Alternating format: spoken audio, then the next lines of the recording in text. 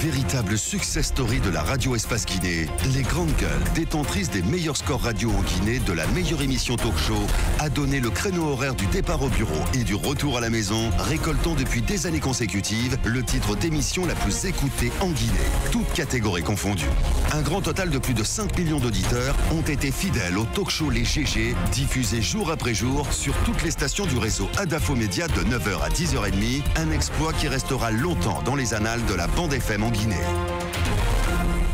Merci de nous écouter à la radio, à Beila, à Massentan, Zérékoré, à Gekedou, à travers cette antenne que le groupe Adafo Média donc met à votre disposition, vous auditeurs de la forêt, Espace Forêt 99.7 en modulation de fréquence. Dans un instant, d'ailleurs, on s'intéresse à la société Forêt Forte qui est implantée du côté de Zérékoré et qui exploite du bois dans la zone, dans le sud de la Guinée.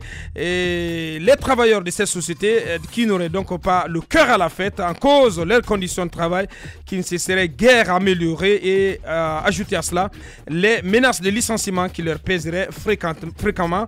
Quel est leur traitement au quotidien au sein de cette société et que réclament les populations riveraines de la société? Dans un instant, vous le voyez à l'écran, M. Cécé Collier, il est responsable de la jeunesse des Nyampara. Au téléphone, nous aurons M. Gaffin Fofana, il est chef personnel chez Forêt Forte. Vous allez les entendre d'une minute à l'autre et vers la fin, on s'intéresse à ce méga concert que le groupe Extra Musica International s'apprête à livrer ce soir du côté de Palm Kamayenne avec une signature de Nord-Sud Communication. Son patron Al Soirée, animateur ici au groupe Adafo Média.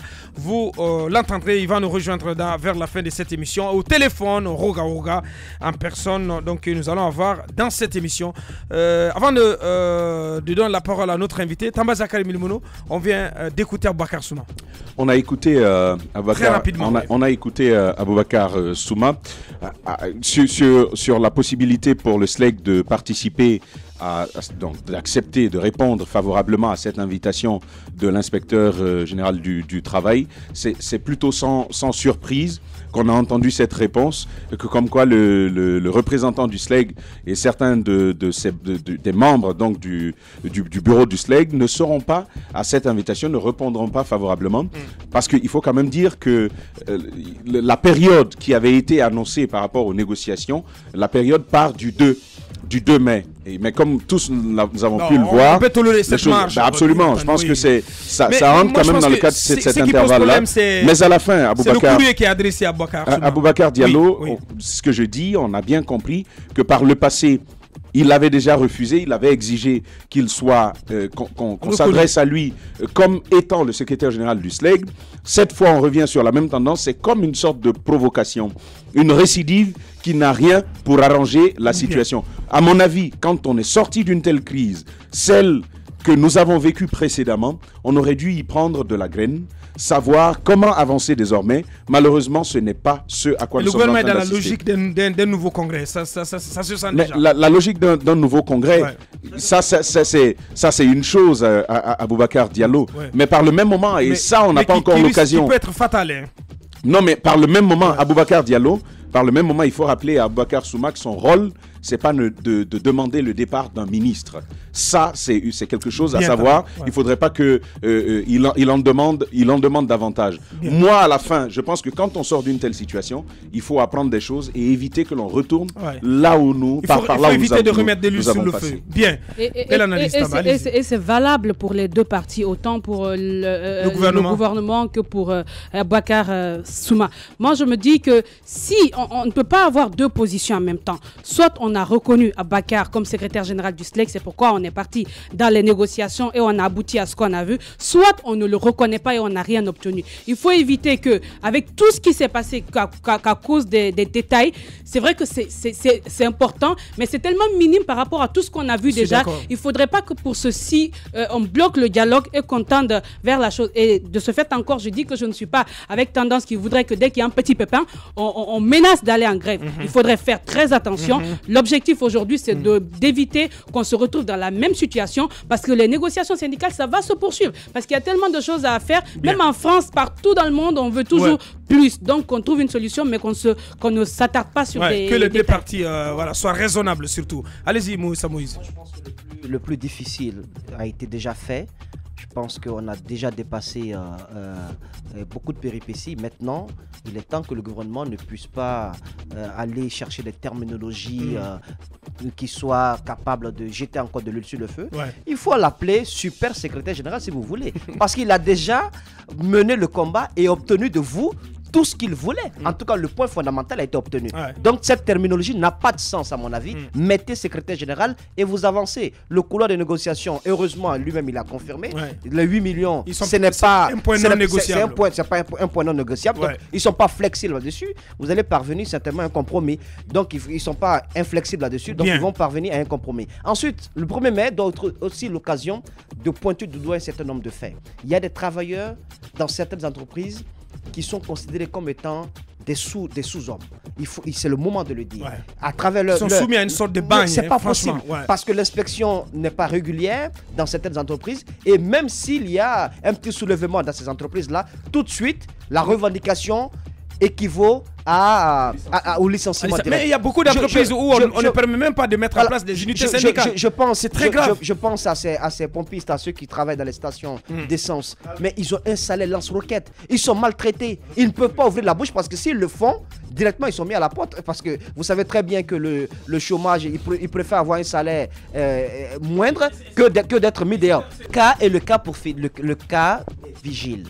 Ils ont leur salaire, ils reçoivent presque le tiers. Oui, ils reçoivent presque le tiers de leur salaire. C'est pas normal. Est-ce qu'ils sont au SMIC, Moussa? Non, je ne pense pas. Non, pas du tout. Mais vous voyez, non, beaucoup d'entre eux, j'en ai rencontré, je peux vous en citer un, juste à Yimbaye à côté là. Vous pouvez le rencontrer plus tard parce que vous allez vous chercher un logement à côté là-bas. Oui, je l'ai dit à mes camarades. Alors donc, je pense qu'ils sont maltraités. C'est le moment c'est le moment de porter la voix. Le 1er mai, ce n'est pas une fête. Merci. C'est une occasion, c'est un jour de lamentation, une sorte de plaidoyer pour que les pouvoirs publics prennent leur responsabilité. Bien, merci. Ahmed, vous allez quand même dire un mot sur les conditions de travail des journalistes. Effectivement, pas nous oublier aussi. Oui, non, je n'oublie pas. Je pense que, comme toutes les autres corporations d'ailleurs, je pense qu'il y a aujourd'hui une nécessité de voir. Parce que le SMIC, de toutes les façons, on connaît le SMIC. Il ne suffit pas aujourd'hui de donner le SMIC à quelqu'un. Je pense qu'il faut vraiment aller au-delà si on veut que la personne travaille dans de meilleures conditions. Moussa a parlé des vigiles. Les vigiles aujourd'hui, c'est clair qu'ils sont là que pour faire des commissions plutôt que de garder la maison parce que le salaire qu'ils prennent ne peut même pas donner le courage à quelqu'un de garantir la sécurité d'une autre personne. C'est pas possible. Vous ne pouvez pas donner un salaire comme ça à quelqu'un pour garantir la sécurité. Ça ne peut pas marcher parce qu'il n'est pas du tout motivé. Et au-delà aussi des stations dont il parlait aussi. Donc il y a plein de situations comme ça qu'on pourrait citer. Donc je pense que dans l'ensemble, les travailleurs, comme vous avez signalé aussi, les journalistes, il faut vraiment voir les conditions vivre cette convention collective qui permettra aux médias de signer des contrats avec les travailleurs. Je souhaite que d'être enregistré auprès de la Caisse nationale de sécurité sociale. Je souhaite que ça se passe. Et si ça se passe aujourd'hui, il faut accepter une chose, c'est que des médias vont fermer. Des médias vont fermer parce que ces médias ne pourront pas évidemment répondre à toutes les conditions. Et ça, il faut l'accepter. Ce jour-là, je pense que certains ne seront pas là à dire que le gouvernement a bâillonné la presse. Ce n'est pas une question de bâillonner la presse, mais c'est de prendre ce qui peut rester sur le champ, bien les entretenir afin que la marche continue. Ceux qui ne peuvent pas, je suis désolé, on ne pourra pas mettre de n'importe quoi dans une radio et dire que c'est une radio. Cette radio sera tout simplement fermée. Et ce sera l'œuvre, pas du pouvoir en place, mais l'œuvre des journalistes parce que nous allons demander de nos journalistes eux-mêmes.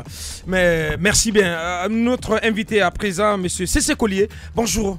Bonjour, monsieur. Bienvenue. Approchez le micro, s'il vous plaît. Vous êtes de Nyampara, si je m'abuse. Oui. C'est la localité où est implantée la société Forêt Forte. Oui. Qu'est-ce que vous reprochez? Quelles sont d'abord vos relations avec cette société? Pour commencer. Ok, je vous remercie beaucoup. Je suis le représentant des jeunes de Nyampara. Vous me permettez de mon français parce que nous n'avons pas... Bien, allez-y, on comprend. Nous n'avons pas trop poursuivi les études. Non, mais s'il te plaît, Moussa. Allez-y. Bon, nous n'avons pas trop poursuivi. Débrouillez-vous comme vous pouvez. Donc, si vous voyez que je suis venu ici, bon, vraiment, il y a ces choses qui passent entre la société et Nyampara. Vraiment, c'est-à-dire, Nyampara, c'est un district lié à district de Samoy, quoi. De Samoy. Bon, vous voyez, avant, vous me permettez, la Forêt Forte est venue s'implanter depuis 2000. L'an 2000 à Nyampara. Qu'est-ce qu'ils nous ont dit? Ils ont dit à nos parents nous venons auprès de vous pour installer à côté de vous. Mais donnez-nous les terrains, on va travailler. Si on travaille, ils ont fait des promesses, quoi. Hein? Supposons, imaginez-vous, plus de 45 et quelques hectares, ils ont pris. Qu'est-ce qu'ils ont donné? 18 millions. Donc, nos parents, nos vieux, là, nous ont appelés, ils nous ont dit oui. Et ce qu'on a attendu, voilà, on vous pose, comment on va faire? Nous, on les a dit oui. Ça, c'est très bon même. On ne va pas les revendre la terre, là, on ne vend pas la terre. On n'a qu'à les donner, car ils nous ont promis. Quand ils sont là, on va avoir du courant, on va avoir de l'eau, on va avoir des écoles, on va avoir des dispensaires. Est-ce que tout ce que vous citez là, est-ce que toutes ces infrastructures de base ont été construites, ont été réalisées par la Jamais. Société? Si vous voyez qu'il y a pas de centre de santé à Nyampara? Jamais. Pas d'école? Non, si ils ont construit une école, si vous voyez que cela a été construit, il fallait que la jeunesse de Nyampara se lève et venir voir le président d'Addis. À l'époque, oui. À l'époque. Et le président aussi, il a intervenu, c'est par rapport, il voulait fermer l'usine Forêt Forte. C'est par rapport à ça, ils se sont obligés d'aller construire au moins 3 à 4 classes d'école. C'est fini. Ils n'ont pas eu rien depuis le contrat là. Donc en gros, puisqu'on n'a pas beaucoup de temps, en gros, vous n'avez pas bénéficié de grandes choses, de beaucoup de choses de la part de ces sociétés. Rien. Bien, allez-y Moussa. Sur le cas des travailleurs. Important, oui. C'est le traitement le traitement salarial du côté de la Forêt Forte, mais aussi les conséquences sur l'environnement. Est-ce que l'écosystème à côté, est-ce que la forêt se porte bien? Merci, je vous remercie beaucoup. D'abord, nous, on souffre là-bas trop. Nos cultures n'arrivent pas à s'enrichir. Vous voyez, non? Et à tout moment, même les travailleurs de Forêt Forte, les citoyens de Nyampara, dès que quelqu'un tombe malade, arrivé à la Forêt Forte seulement, et c'est un travailleur de la Forêt Forte, hein, dès qu'il tombe malade seulement, on ne s'intéresse pas à lui. On lui dit, va te soigner. Ce que tu vas dépenser, dès à ton retour, on va rembourser. Dès qu'à son retour, on rembourse, il demande encore, on ne le rembourse pas. Dès qu'il part trop, on le chasse. On le licencie. On le licencie. Et voilà encore ce qui m'a trop gêné maintenant. Est-ce qu'il y a eu des licenciements au sein de la société récemment? Oui, beaucoup même. Ah, vraiment, je suis inquiet. Parce que... On va parler dans le micro, s'il vous plaît. Oh, vraiment, je suis inquiet. Parce que comment vous ne comprenez pas. Vous ne comprenez rien. Je ne comprends rien. Comment il a licencié beaucoup plus de 100 et quelques personnes en disant qu'il veut diminuer les travailleurs. Bien. Oui, on est sûr de ça. Il veut diminuer les travailleurs. Pourquoi les anciens travailleurs là, tu ne peux pas les maintenir. Tu veux diminuer les travailleurs, tu prends encore des nouveaux travailleurs. Et puis on te donne de l'argent, pourquoi? Bien, des accusations donc contre la société Forêt Forte. Nous avons dans ce studio M. C.C. Collier qui est responsable de la jeunesse de Nyampara.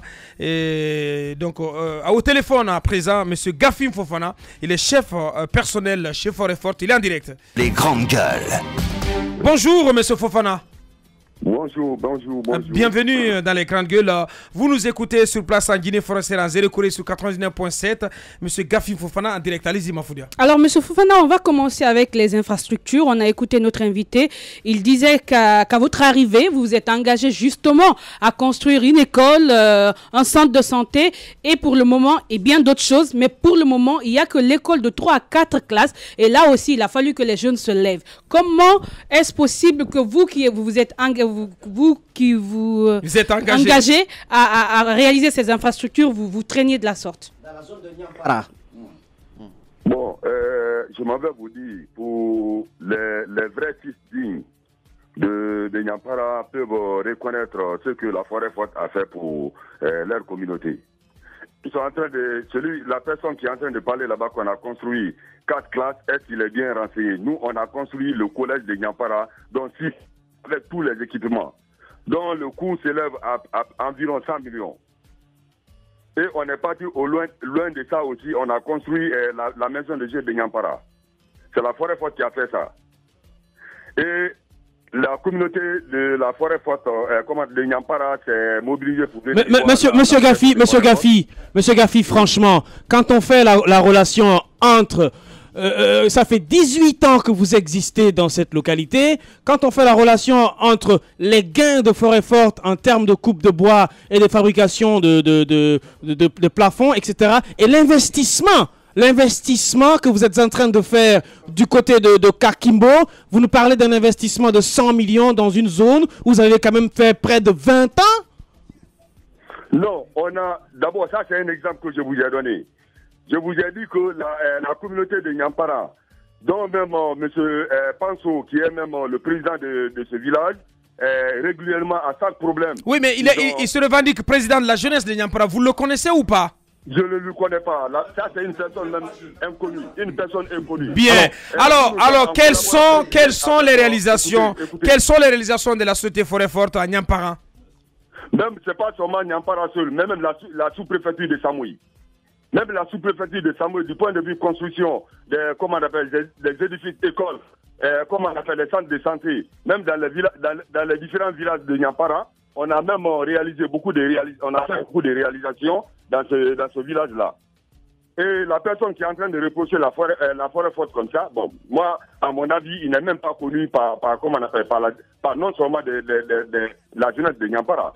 Oui, mais il n'est pas connu, ou qu'il soit connu, qu'il n'est pas connu, il est de Nyampara. La question que j'aimerais vous poser, à combien s'élèvent globalement vos investissements depuis 18 ans dans cette zone? Dans Nyampara. À combien s'élève votre investissement? Je ne peux pas, vous communiquer le chiffre total. Mais quand même le collège, aujourd'hui, un collège est construit à Nyampara, c'est grâce à la forêt forte. Même s'il y a des écoles primaires aussi qu'on a construites dans les différents districts. Accompagné avec beaucoup d'équipements. Bien, il nous reste plus qu'une minute avec vous, monsieur Gafi. Un mot sur la condition humaine des travailleurs. On apprend que il n'est pas du tout permis aux travailleurs qui évoluent au sein de votre société de porter des réclamations. Lorsque c'est fait, tout de suite, c'est des licenciements qui s'en suivent. Qu'avez-vous à y répondre? Des licenciements massifs, on nous parle de plus de 100 personnes. Est-ce qu'il s'agit d'un plan social qui a été négocié avec ces travailleurs-là? L'ont-ils compris? À quelle fin procédez-vous à ces licenciements-là? Monsieur, je vous dis que nous, on ne fait pas un licenciement de façon invisible. Tous nos licenciements sont contrôlés par un inspecteur régional du travail. Est-ce que vous comprenez? Quand on a fait la compression, on a licencié 484 personnes pour motif économique. Donc, le jour d'aujourd'hui, on a réglé tout le monde et tous ceux qui étaient dans les règles. On les a licenciés pour motif économique. Bien. Et on a réglé tout le monde. Mais cela, le souci, Abakar, si tu permets, le souci, Monsieur Fofana. Monsieur Fofana, le souci avec cela, vous dites licencier des gens pour motif économique. D'abord que ce motif a déjà été invoqué il y a quelques années, on se rappelle encore lorsqu'on a fait cette tournée en Nzérékoré. Mais comment comprend-on que vous licenciez des gens, que vous en preniez d'autres à la place de ceux que vous licenciez? Les jours d'aujourd'hui, mon effectif est à environ de 700 personnes. Moi, je n'ai jamais recruté des gens. Bien. Au compte de forêt forte. On a compris l'essentiel avec vous. Monsieur Gafim Fofana, chef personnel, chef forêt forte, a été en direct depuis Nzérékoré. Merci d'avoir collaboré avec nous ce matin, d'avoir répondu à nos questions. Il n'y a pas de problème, je vous remercie très infiniment. Merci. Et ici, en studio, vous avez écouté monsieur Gafi Fofana, qui ne vous connaît même pas. Il me connaît. Vous revendiquez chef du responsable de la jeunesse de Nyampara. Bien. Excusez-moi qui a été... En une minute, s'il vous plaît. Pourquoi il dit qu'il ne me connaît pas? Moi, sur le plan politique, je suis le secrétaire général du RPC, sous-section de Nyampara. Il ne peut pas dire qu'il ne me connaît pas. Bien. Pourquoi je suis comme ça? On m'a nommé comme ça. Bien. Donc, vous dites, en conclusion, vous dites tout ce qu'il dit. Réalisation et tout ce qu'il était en train de dire, il estime que d'autres n'étaient pas. Qu'est-ce que vous avez à dire par rapport à tout ça? Ce qu'il dit là, c'est pas vrai. Et il dit que ceux qui ont été licenciés, il les a réglés. Faux. Bien. Il y a des hommes de Nyampara, beaucoup, ils sont nombreux, même les villages environnants même. Et on a été à la justice. Le problème, là, avant que de venir ici, on a été à la justice. Qu'est-ce que la justice a dit? Merci. Bien, merci. On ne peut pas aller plus loin. Merci à vous, monsieur C.C. Collier, responsable de la jeunesse de Nyampara. Il était notre invité. La suite dans un instant. Radio Espace, les grandes gueules. Leur spécialité, c'est la démesure totale. Tant qu'ils ne changeront pas, nous ne changerons pas non plus. Les grandes gueules, à suivre tous les jours sur la radio d'opinion. Radio Espace. Grand concert à vivre ce soir du côté des Palmes Kamen en compagnie du mythique groupe Extra Musique International donc, qui a rallié Conakry. C'est avec Nord-Sud Communication dont le patron est avec nous dans ce studio. Al Soiré, animateur ici au groupe Adafo Média. Al Soiré, bonjour. Bonjour Aboubacar. C'est jour de grand concert. Vous avez pris beaucoup de temps pour préparer ce concert. Où nous en sommes à quelques heures de ce spectacle. Bonne fête déjà du travail pour commencer. Bien, bonne fête à vous. Tout se peaufine très bien. Je pense que nous sommes à 90% prêts. Nous attendons tous les mélomanes, tous les amoureux de musique congolaise, toutes les personnes qui ont été bercées par Extra Musica à venir massivement ce soir au Palmes Camayen pour s'amuser avec nous et puis pour célébrer aussi les 25 ans de ce groupe-là qui a partagé une partie de nos vies, de nos adolescences, de nos jeunesses, forcément pour certains cadres aujourd'hui. Bien.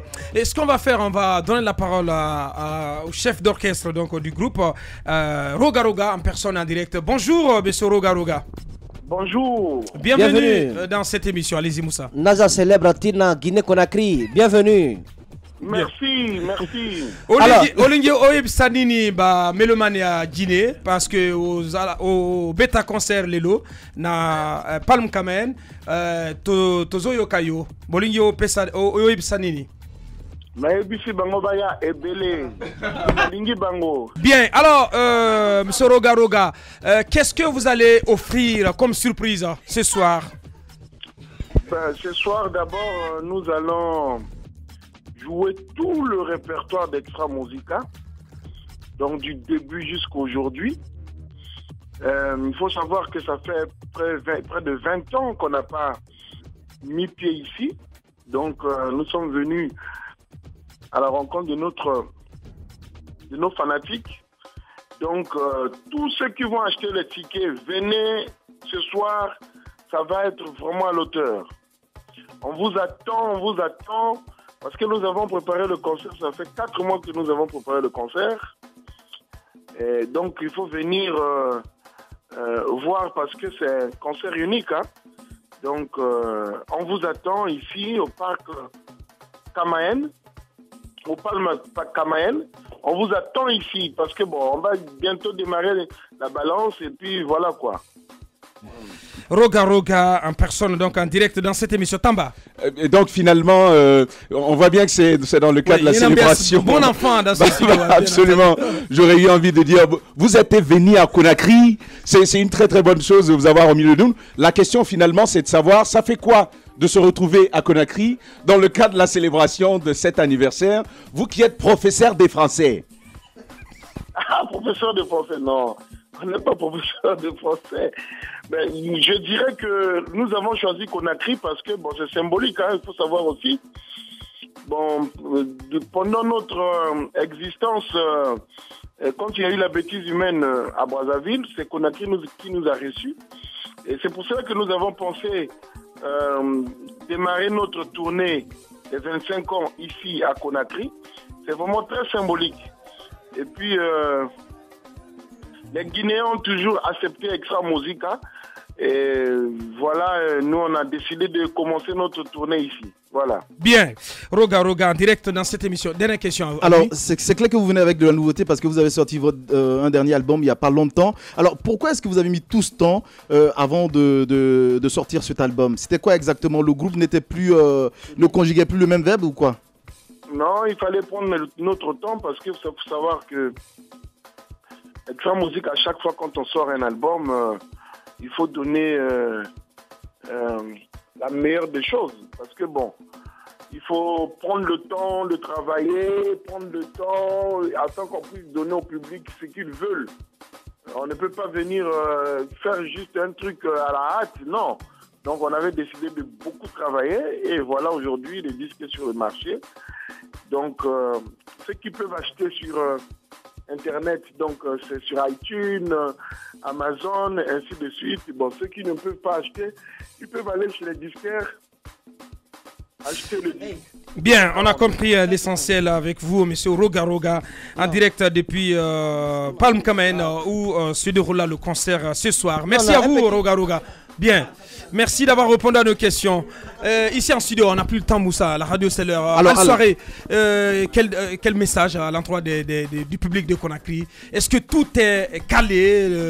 Est-ce que c'est un concert guichet fermé ou pas? Moi, je suis content parce que j'ai vu Moïse esquisser quelque part des domolo. Ça veut dire que le combat, la communication est acquise. Parce que si quelqu'un comme Moïse danse du domolo, c'est que franchement, le pari est atteint. Moi, je suis très content parce que dans notre combat chez Nord-Sud Communication, c'est de faire de Conakry un hub du showbiz africain, que tout artiste qui n'est pas guinéen, quand il se planifie pour une tournée ou pour un anniversaire, pense à la destination Conakry. Alors, Abidjan l'a réussi, raison pour laquelle tous les artistes du continent africain passent par Abidjan pour faire de la promotion.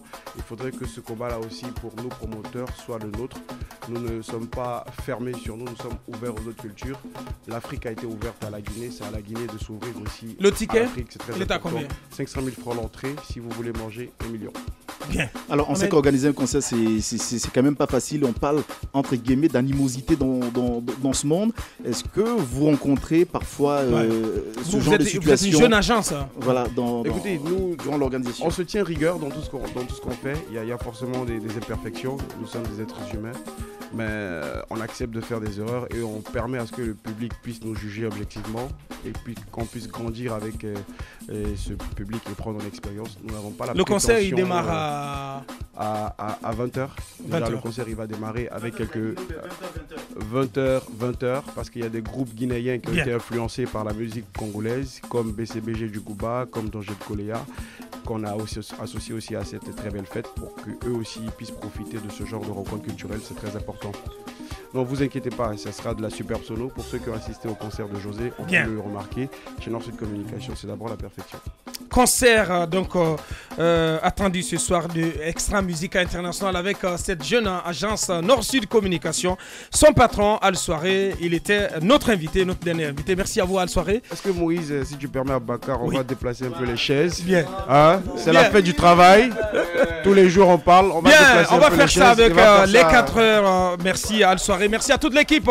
Donc Moussa Moïse, donc un vrai sur le podium en train de danser du dombolo. Donc en avant-première avant ce concert de ce soir à partir de 20h à Palm Kamaen avec Roga Roga et toute sa team. Merci à toute l'équipe des Grandes Gueules. Merci aussi à l'équipe de réalisation Mamoudou Kondé du côté de la télé, Ibrahim Prince Diallo à radio. Merci à toute l'équipe des Cadrages. Une pensée à notre robot, notre turbo national du côté de Sangaredi plutôt. C'est pas un robot, notre turbo national du côté de Sangaredi. Il sera de retour aux commandes dès demain, dès 9h. Au revoir, portez-vous bien.